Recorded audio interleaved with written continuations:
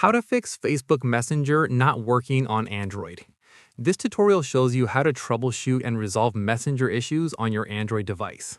First, check your internet connection and try switching between Wi-Fi and mobile data to see which one works better.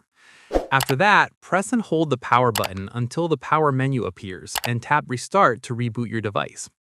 From there, once your device boots back up, long press on the Messenger app icon and tap App Info. At this point, tap on Storage and then tap Clear Cache to remove any corrupted data causing the issue. In the next step, go back to the App Info page and tap on Permissions. Following this, go through each permission and make sure everything is set to allow. Finally, reopen Messenger to confirm the issue has been resolved. And that's it.